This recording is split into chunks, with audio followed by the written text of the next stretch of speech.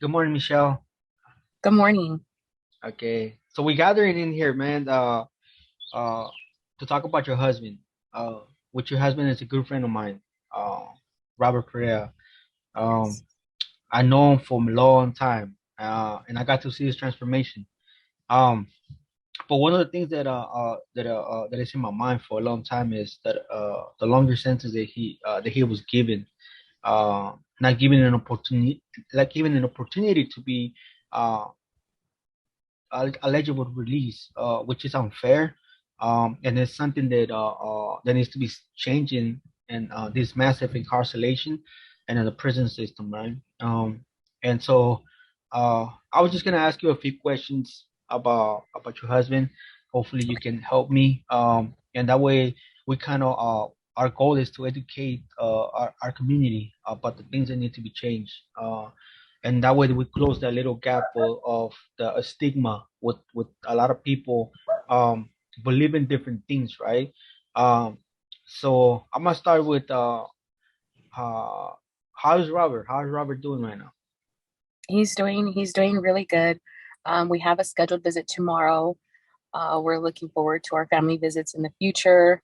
We have them coming up in November. So we have a lot of exciting things coming up, and he's in good spirits. So that's a good thing. Okay, yes.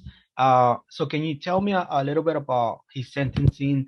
How much time that he was given, and then why he don't qualify for all these things that that the community and the let's just say the people is being given an information about it, but the truth about it is that the system is discriminating a lot of people uh, for their past. So can you just tell me a little bit about Robert's sentencing and the unfairness that he was given?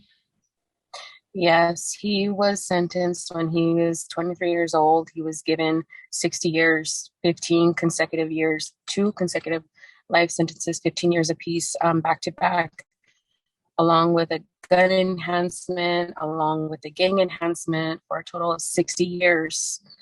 That's a big number. How do you just give someone 60 years? I mean, it's overwhelming.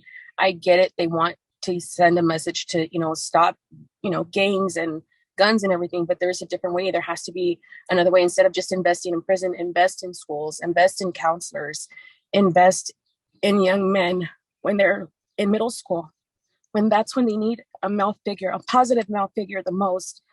His father was in and out of prison, family with drugs and alcohol. So he didn't really have a good example to follow. He didn't have any positive, you know, anything in his life. So the gangs were welcoming, come to our family, you do a little bit of this, you do a little bit of that, not really looking at the consequences because you're so young. And that's why they need different laws for youth, because their mind is not fully developed. They don't understand the concept of time and what happens when you take a life. They don't understand life at that age.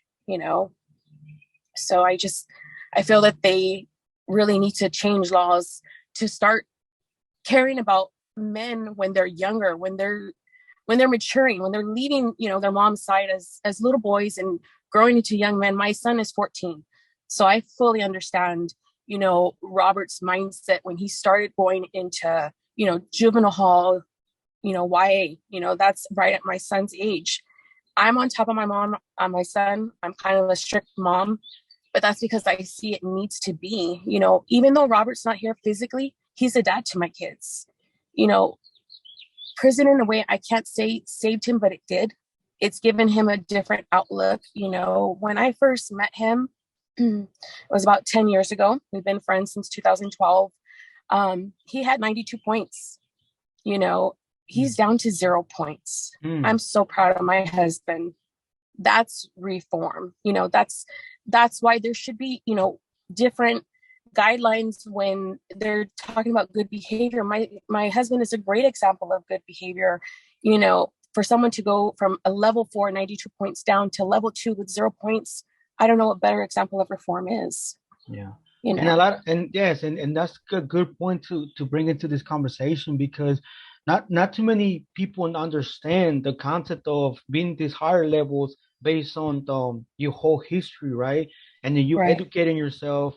You're staying out of trouble. You're doing what you're supposed to be doing, and that's the reason why you get dropped to these no points, right? So that's the people that Right. we need in our communities, because they're the example that our youth need out here to be able to Yes. manage that, because we understand that our past, our trauma, all these things created different conflicts, it created different behaviors about it, right? Right. And for the system to overshadow that, and then to basically 60 years, 70 years, 100 years given to these people, which is unfair.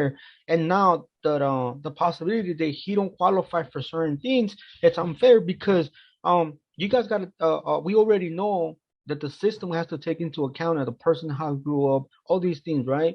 But Right. what the media doesn't know, what the community doesn't know, is how some of the system lie, how did they manipulate some of the youth, right? Because a lot of the youth they're A lot of naive. it is also because they're poor, so they're not Yes, educated in a lot of different ways. This doesn't correct. happen in the suburban areas with the white kids, and I'm sorry, it is about race, because it's more brown and black that are incarcerated than any other nationality, you Yes, know exactly. And that's why it's good to get people there where they had this type of mindset, and they changed this whole mindset into rehabilitation, and that's the people we need out here. So I think hopefully our hope is for the community, for our congressional representatives, for the DA district, for politicians to get to hear Robert Perea's story, and they can start looking into that. What can we do for Robert right now? How can we start right. advocating for Robert? What other things can we do for Robert, so Robert can come home and be part of your family, and can be part of our community, because we need more Definitely. people like Robert. We need more people that are going to do things for the community, right? Especially right Someone now. that actually can lead by example, Yes, who correct. has experienced it. I mean, they can say, oh, I've been to school and I've learned so much of this in books, but you haven't gotten that real experience in life to know those feelings, to know the meaning behind even just a look someone can give you. you know Education isn't going to teach you that. Yes, Sometimes it's the school of hard knocks yes. you And I know got to see I got to spend time with your husband. I got to have multiple conversations with your husband. Um, And one of the things that I learned about Robert is how much he appreciates his family, how much he appreciates a lot of things. And I know it's not easy. And I know a lot of things don't go right in the prison system. But one of the things that I admired about him is his transformation. Um, I I won't say it's quite be like, oh my God, right? But I got to see his transformation from when I first met him to who the person that he is today, right? Yeah. And I think that that's one of the things that we need to let the community know, to start taking the stigma out of a person, and to understand that a person being given a longer sentence, basically they don't giving them a chance. They try to shadow, or they try to split their hope, right? And that's something that we want to try to bring to it. So hopefully with this video, our politicians can do something for Robert, and they can start looking into some of those things, right? Yes. And then we can invite our community to to uh, comment on these videos, and then try to do something for Robert, because we need Robert out of here. We need Robert to be able to go to these schools, to be able to help our youth, especially right now, what is happening in our communities with this fentanyl. Uh, our juveniles are overdosing with these drugs, right? They're going back into not even going to school, not even caring about school, and a lot of people they kind of overshadow that. They don't understand that. But people like myself, people like Robert, and there's multiple more people in prison doing that, that will need them out of here, because they're gonna be the ones. They're gonna be able to get to these people's hearts, to these people's minds, and the reason behind it is because they walk through the whole thing just like they do right now. Right. Okay. And how is your family doing right now? What I understand that his little daughter misses him a lot. She Can you share a misses him little like bit about? crazy. That's Bella. She's 7 years old, and they are the light of each other's worlds. Like, they just, the air that they breathe, it's just the love that they have for each other. Yes, thank you. Well, thank you, Mychaell. Thank you for sharing things, personal things with us. You're Uh, welcome. hopefully, we can do something for Robert. Hopefully, Yes. these videos can get to the politicians, to the right people, and they can The right understand people, something definitely, about so it. that we can get more attention, more awareness, and more help. Yes.